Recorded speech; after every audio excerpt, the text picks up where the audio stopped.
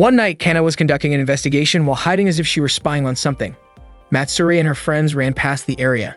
Not long after, Kana noticed a suspicious transaction involving members of the General Affairs Department and the Security Department, so she quickly took photos as evidence. When the transaction ended and both parties left, Kana immediately climbed down and began walking home. Unexpectedly, someone in a nearby car had noticed her. While Kana was checking the photos she had just taken, she realized that the Security Department and the General Affairs Department were secretly working together. A black car drove toward her, and Kana thought to herself how cheap the price of justice could be. She was convinced that if the photos were made public, one of the organizations would be exposed. The black car suddenly struck her, and the girl driving the car took the memory card from Kana's camera before fleeing the scene and leaving Kana behind. The next morning, the alarm in Chisado's room rang loudly. Chisado quickly got up and opened her curtains to greet the new day.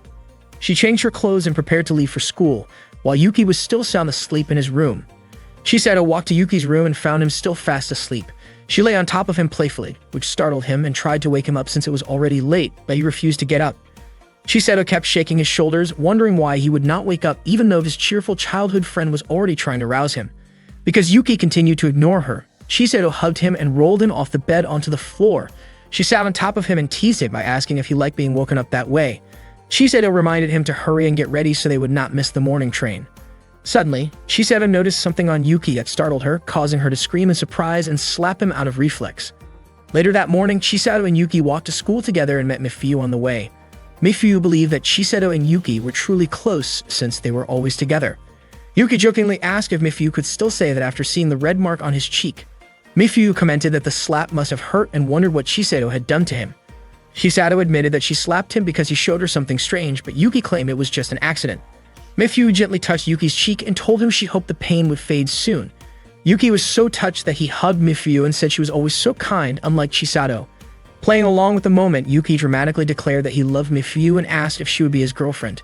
Mifuyu thanked him warmly but said she had already fallen in love with someone else. Yuki was shocked to hear this, and Chisado commented that Yuki should have realized his feelings sooner, that it was already too late. Mifuyu encouraged Yuki to stay strong, believing he would find true love someday. Their playful scene ended up drawing attention from people passing by. Yuki, Chisado, and Mifuyu were all high school students.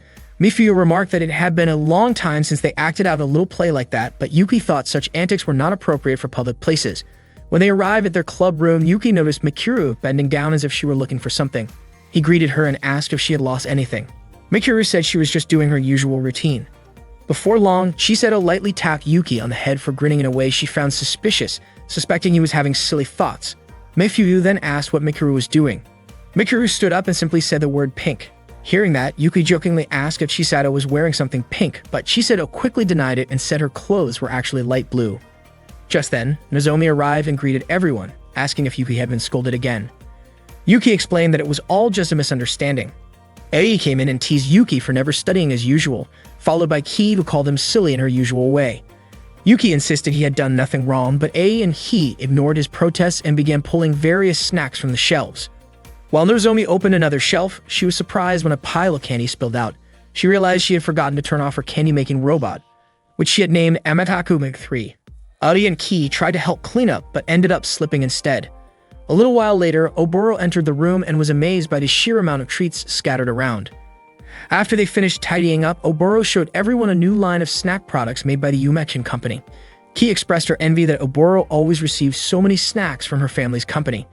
Ei teased Yuki by saying he could eat as many snacks as he wanted if he married Oboro. Yuki was puzzled by how the conversation suddenly turned into talk of marriage. Oboro sat next to Yuki and asked what he thought about her suggestion. Yuki, still confused, wondered what Oboro was even talking about.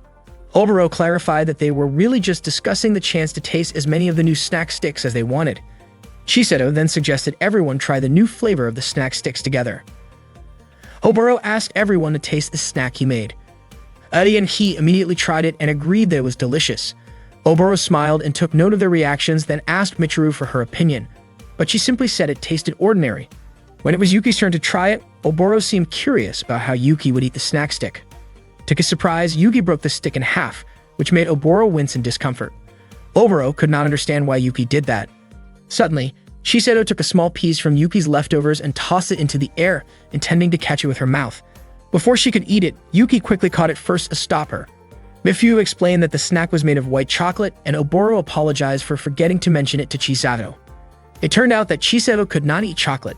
Nozomi felt sorry for her, especially since Chisato was part of the food research club but could not enjoy chocolate at all.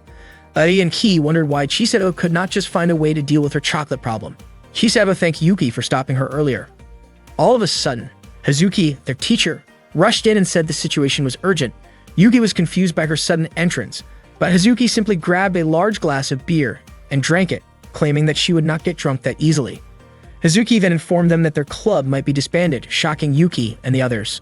Later that day, a student council meeting was held. Mohaiji, the head of the General Affairs Department, spoke about a recent assault incident. According to the information he had gathered, the problem was connected to harassment of certain students, something even the student council president could not easily resolve. Mohaiji demanded that Yakumo, the student council president, step down and take responsibility, since he was the one who had appointed Yuki as the head of the General Affairs Department. Other council members agreed, but suddenly Satsuki arrived and voiced her objection.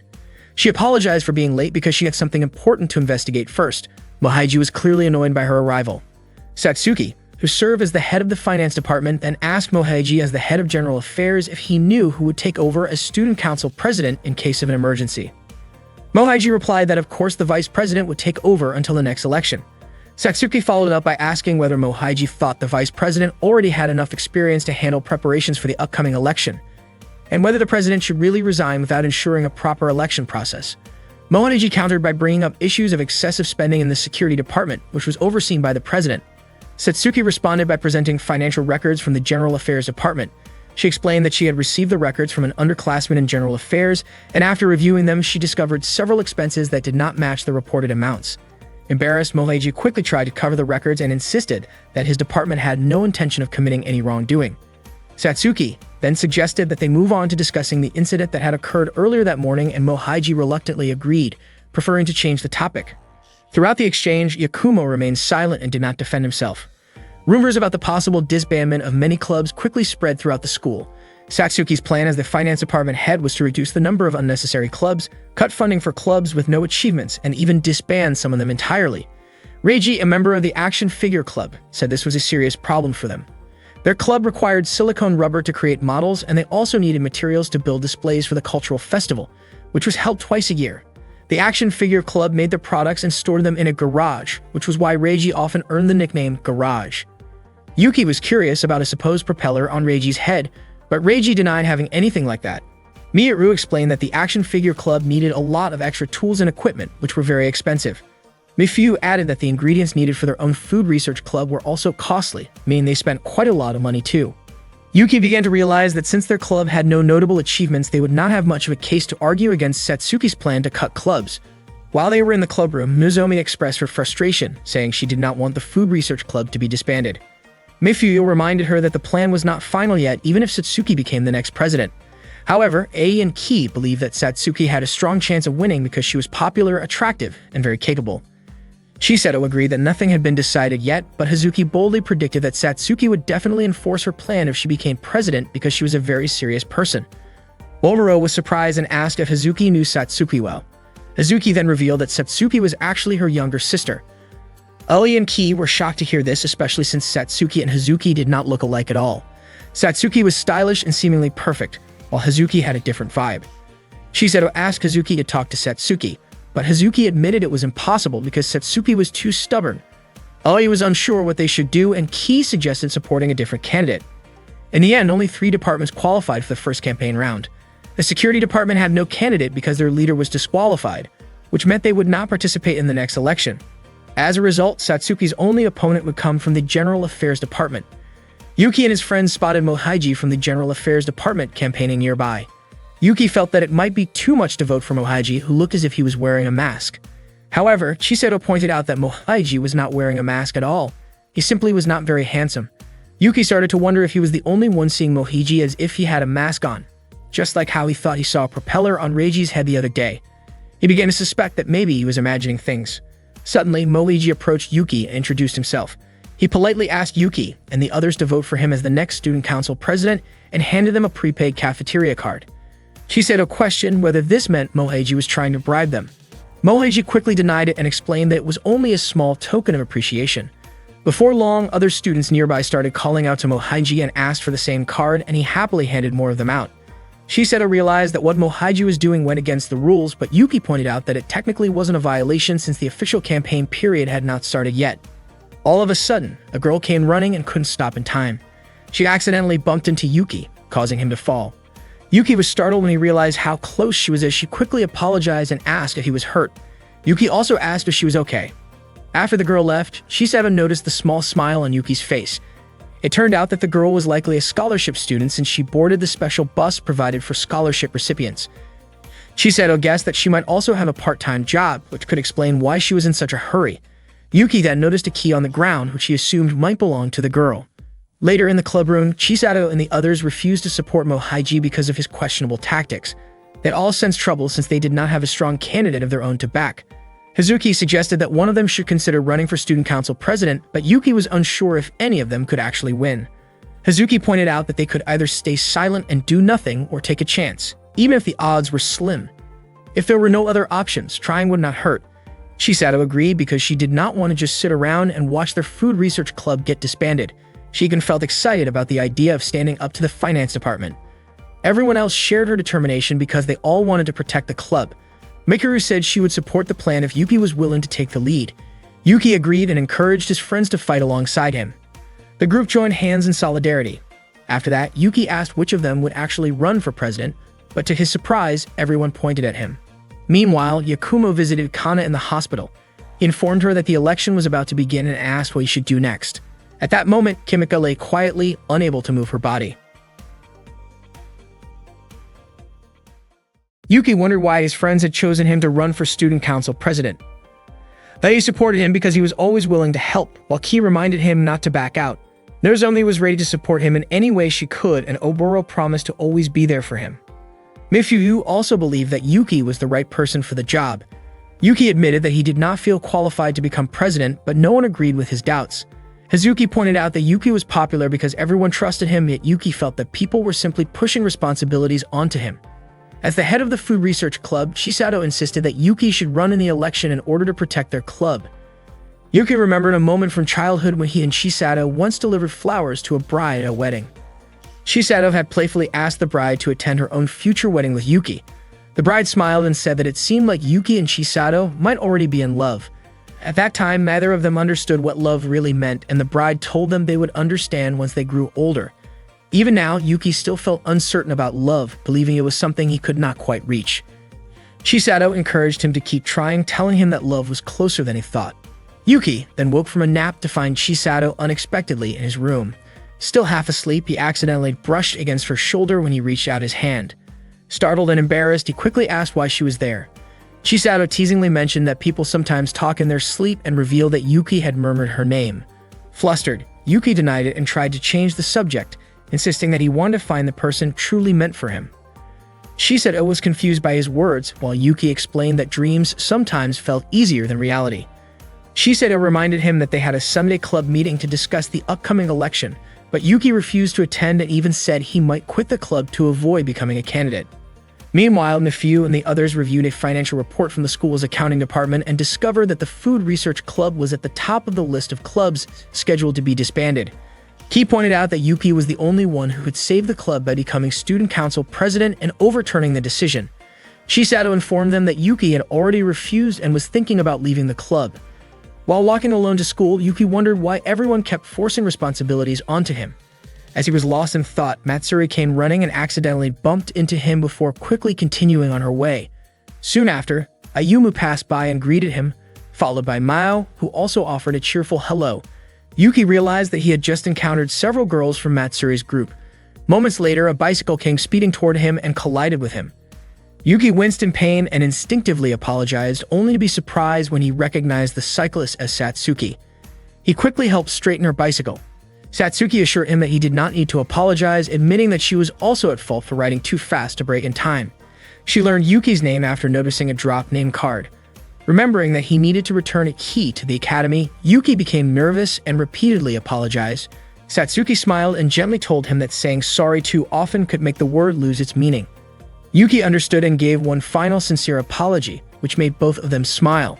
Before parting, Yuki carefully corrected her on the proper way to pronounce his name, and Satsuki responded with a warm smile, calling him amusing. Elsewhere, Oboro asked Chisato why Yuki wanted to quit the club and why Chisato had not convinced him to stay. Oboro then decided to try persuading Yuki directly and called him. However, instead of a serious conversation, Oboro jokingly teased Yuki with exaggerated claims about their friendship. Yuki chose not to respond to the playful remarks and quickly ended the call. Oboro admitted to herself that she had failed to change his mind. At that time, Yuki passed by the lost and found room and noticed a girl he had met the day before stepping out. He greeted her and returned the key he had picked up earlier. She was delighted and asked where he had found it. Yuki explained that he had discovered it at the spot where they had accidentally bumped into each other. Grateful, the girl revealed that it was the key to her house and expressed relief that he had returned it so quickly. Yuki felt glad as well, realizing it was worth the effort to bring the key back in person. She was surprised that Yuki had come to school on a Sunday, and Yuki mentioned that he had planned to attend a club meeting. When she asked which club he belonged to, he explained that he was in the Food Research Club, which mostly focused on tasting snacks. The girl thought it sounded fun. Yuki asked if she was also attending a club meeting, but she gently explained that scholarship students were not allowed to join clubs at their school. She added that she needed to leave soon to work at a factory. Before leaving, she introduced herself as Isara, a first-year student. Meanwhile, Nozomi was in tears because she could not accept Yuki leaving the club, even saying that she might feel like dying without him. Their friends were shocked to hear such an emotional outburst. Nozomi kept a photo as her phone wallpaper, but it turned out to be just a picture of herself with an ujima roll. She felt heartbroken, realizing that she might never get to taste Yuki's handmade ujima rolls again. At that time, Yuki was walking alone, wondering why he kept bumping into so many pretty girls that day and joking to himself that maybe his luck was on the rise. Suddenly, he collided with someone again. Thinking it was yet another chance encounter with a girl, he was surprised to find two male students stopping him instead. They asked if he was from the General Affairs Department or the Finance Department. One of them grabbed Yuki's name card and discovered that he was actually a member of the Food Research Club. Not long after, their leader arrived and ordered them to release Yuki. They turned out to be from the security department. Their leader, Takumo, told them to let Yuki go and remarked that it was unlikely anyone would try to catch him with only a short time left in his current role. The two students apologized for their rough behavior and helped Yuki back to his feet. Yuki understood that they were only concerned about the possibility of violence during the election season. Takumo then asked if Yuki was running for student council president. Yuki explained that he wasn't running by choice and was only being pushed by his friends. Takumo guessed that this was probably an attempt to save the Food Research Club from being shut down. Curious, Yuki asked how Yakumo knew about that. Takumo revealed that he had read Satsuki's financial report, which included the Food Research Club on the list of clubs to be dissolved. Takumo asked if Yuki still refused to run. Yuki admitted that he felt pessimistic, believing someone like him had no chance of winning. Takumo reminded him that if he gave up, the club would definitely be disbanded. He suggested that Yuki either support a candidate he trusted or run as an independent. Since the security department was staying neutral that year and not endorsing anyone, there would only be two main candidates, which created a good opening for Yuki. Takumo even offered his support. Meanwhile, Chisato was stunned that Yuki had disobeyed the club president's instructions. Mifu believed the best solution was to reconcile with Yuki and bring him back. Just then, Michiru appeared and grabbed a chocolate-flavored snack that Chisato had thrown away. Michiru asked if Chisato disliked chocolate. Chisato replied that Michiru could have it because she wasn't really in the mood for chocolate herself. Michiru casually said the word blue, which made Chisato think she liked blueberries. He felt that they needed to find another plan. Ki suggested working hard to earn achievements, so the club wouldn't be easy to shut down, but Oboro pointed out that earning achievements wasn't so simple. Suddenly, Nozomi proudly showed off a new mixer with a Hyper Tornado design equipped with an extra-long spin and a reverse rotation prevention system. It was, as she called it, the 6th-generation Nero machine.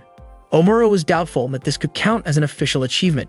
Nozomi confidently declared that she had perfected it to have zero roughness and believed that Satsuki would hesitate to disband their club after seeing it. Nozomi eagerly tested the machine, barely able to contain her excitement about the results. Later, while buying a drink from a vending machine, Yuki noticed Satsuki struggling with something and went over to help.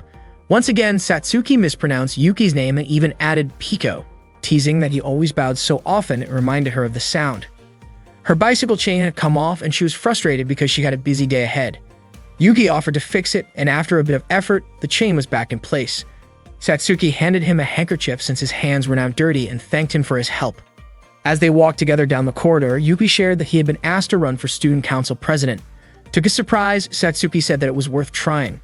Yuki then asked why she planned to disband the Food Research Club. Satsuki explained that the club's activities felt more like a group of close friends hanging out in the cafeteria drinking tea, which she believed did not meet the proper standards for an official school club. Yuki admitted that her reasoning wasn't wrong. Satsuki was surprised that he agreed so calmly. Yuki explained that he and the other members loved their club and wanted to keep it alive, which was why they would rather fight in the election than just sit and watch it fade away.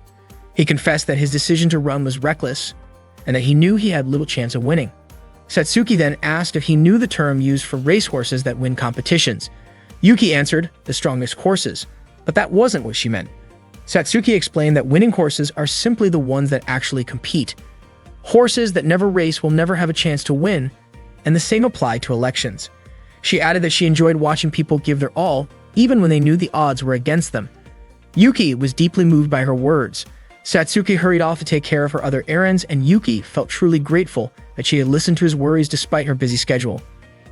Yuki went to the food research club and was shocked to see how messy the club room had become. His friends were relieved and happy to see him back. Curious about the situation, Yuki asked what had actually happened.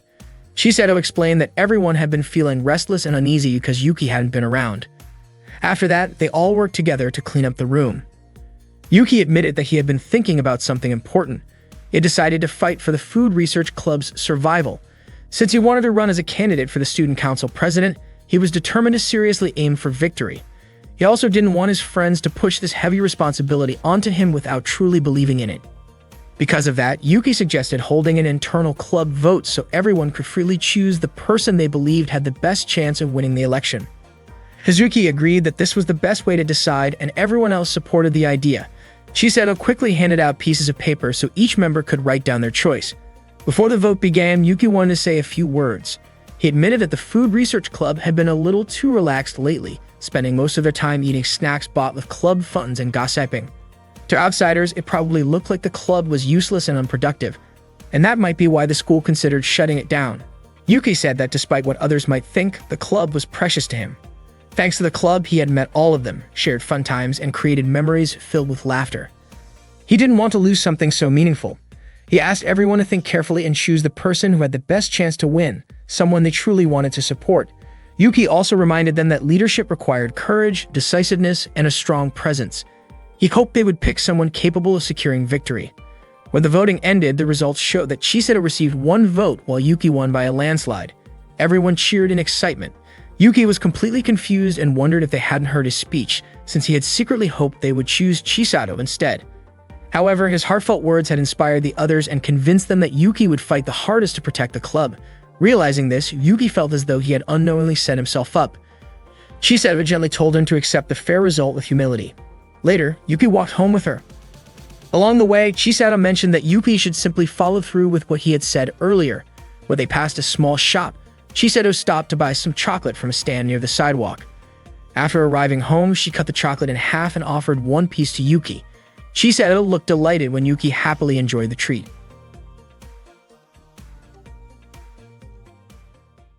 That day, Shiseto announced that their club room would serve as the campaign headquarters, and she volunteered to be a campaign chair. Everyone was excited to take on this new mission and started discussing what they wanted to do for the election campaign. Hazuki, being a teacher, could not directly help them, but at least she could give advice. Yuki had already submitted his registration form, which meant they were officially entering the campaign stage. Shiseto and the others were full of energy, but they were unsure what to do first.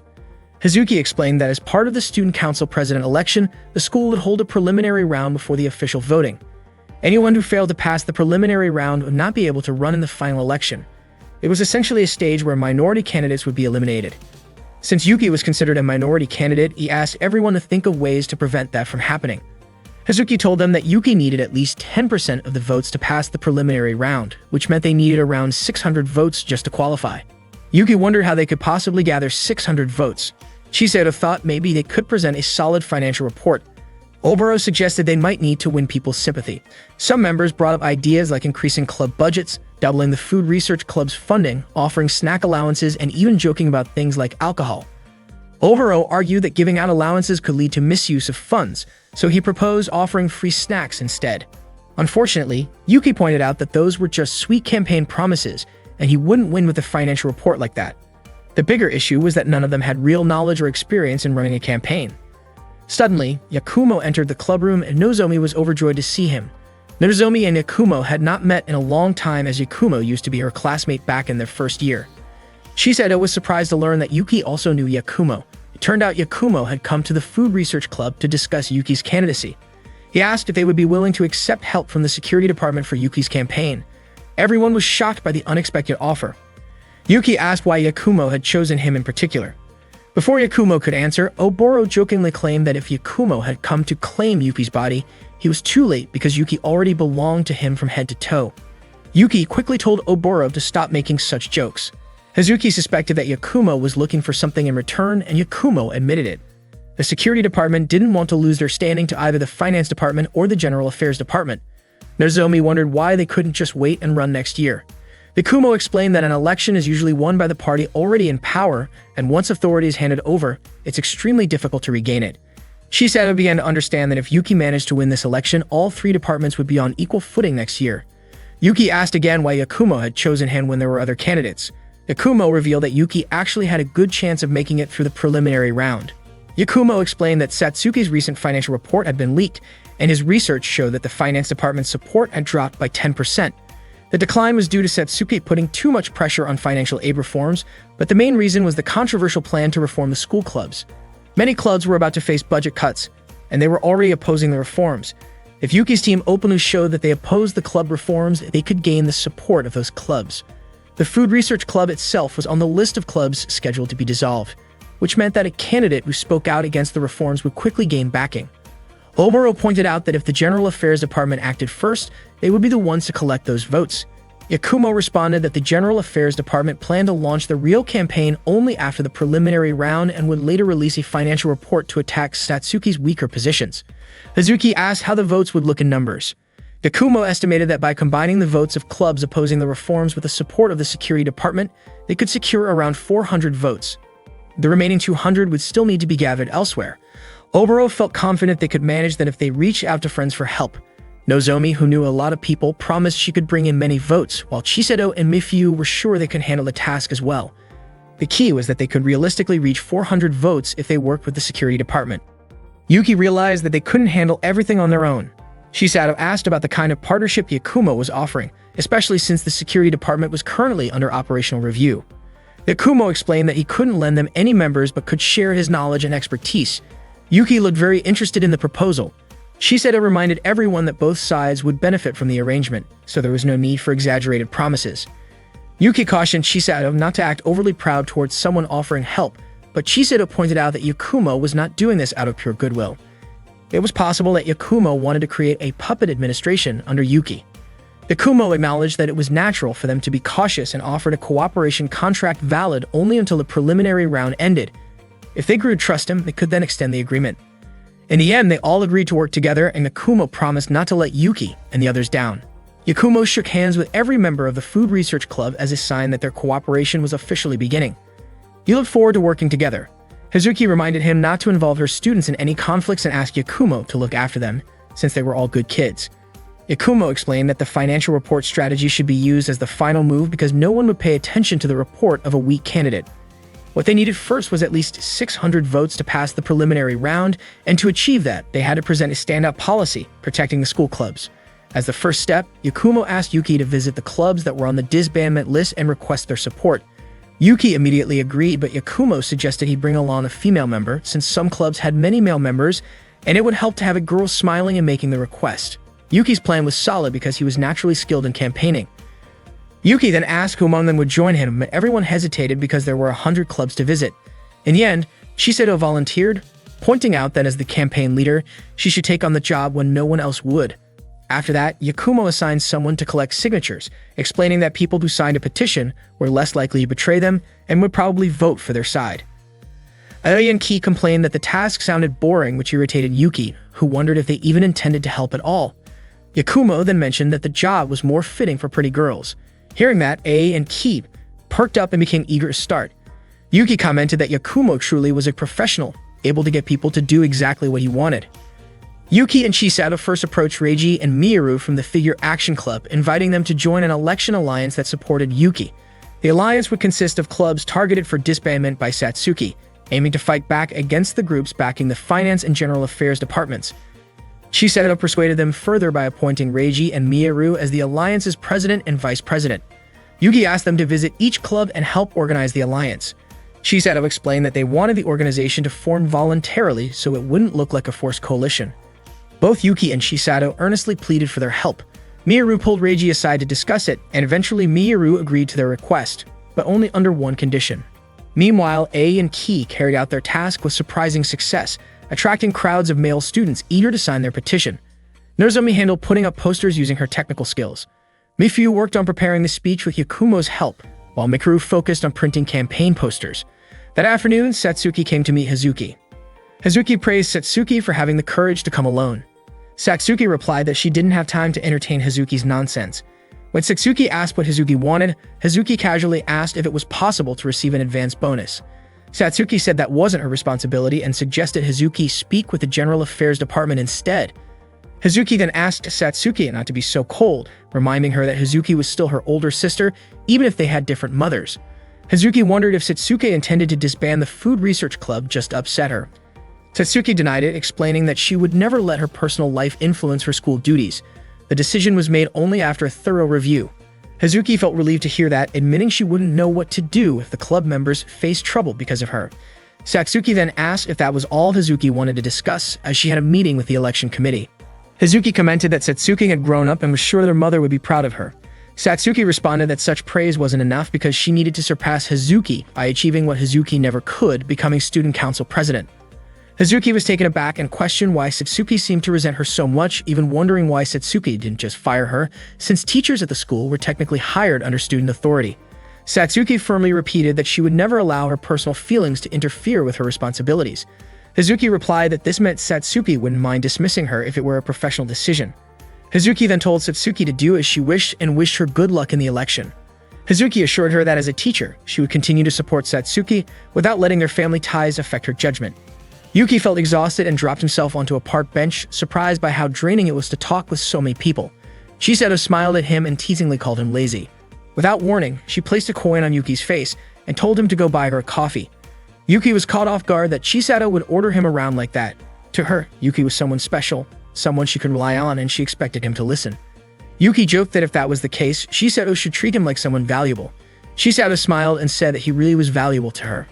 While Yuki was buying drinks, Satsuki suddenly approached him. She mentioned that she had heard he was officially running as a candidate and declared that the two of them were now rivals. Once again, Satsuki accidentally mispronounced Yuki's name, but he simply smiled and didn't correct her. Satsuki shook his hand, inviting him to make the election a fair competition. She admitted she hadn't expected Yuki to be so confident. Yuki's face turned slightly red as he smiled back after their handshake, but then he noticed Chisato watching them from a distance. Chisato immediately scolded Yuki for acting so friendly with someone she saw as an opponent. Yuki tried to explain that it wasn't what she thought. Chisato, clearly frustrated, demanded to know why Yuki could get along so easily with Satsuki and why he hadn't told her about their interaction. Seeing her worked up like that, Yuki lightly tossed her a drink in to get her attention. Not long after, Yuki received a message from Hazuki, who said she was craving meat and boiled potatoes. As Yuki read the message, Chisato was suddenly standing beside him, pressing him for an explanation about what had happened with Satsuki. That evening, Yuki went grocery shopping. While stopping to check his bags, he noticed Mikuru quietly standing behind a utility pole. A moment later, Ayumu came by and peeked into Yuki's shopping bag. Seeing shirataki noodles inside, Ayumu guessed that he might be planning to cook curry. Yuki laughed and explained that shirataki isn't usually used for curry. When he looked back, Mikuru had already disappeared. Ayumu then guessed he might be making a stew instead, with shirataki as a substitute for meat. Later, Yuki visited Hazuki's house and cooked dinner for her. Hazuki was delighted by how delicious his cooking turned out to be. While they were enjoying the meal, Chisato sent Yuki a message asking where he was. Hazuki smirked, guessing that Chisato was the one looking for him, and casually remarked that it must be tough to have someone so possessive. Yuki quickly clarified that Chisato wasn't his girlfriend. After Chisato found out he was at Hazuki's place, she sent a greeting for Yuki for Hazuki. Out of the blue, Hazuki playfully asked how Yuki would feel if the two of them started dating. Yuki told her not to joke like that, but Hazuki replied that it wasn't impossible. After all, she was a girl and he was a guy. Yuki warned that if she kept teasing him like that, he might stop visiting her. Hazuki laughed and said she understood, but she still seemed curious about their situation. Yuki reminded her about a previous incident when she had been tipsy, though Hazuki insisted she remembered everything clearly. Yuki gently asked her to drop the subject. Hazuki promised to be more careful because she didn't want to upset him. She still wanted to enjoy his cooking again in the future. After finishing their meal, Hazuki thanked him warmly. They shared a friendly hug before Yuki said goodbye and headed home. Meanwhile, Mikuru sat alone at a playground, quietly holding a harmonica in her hands.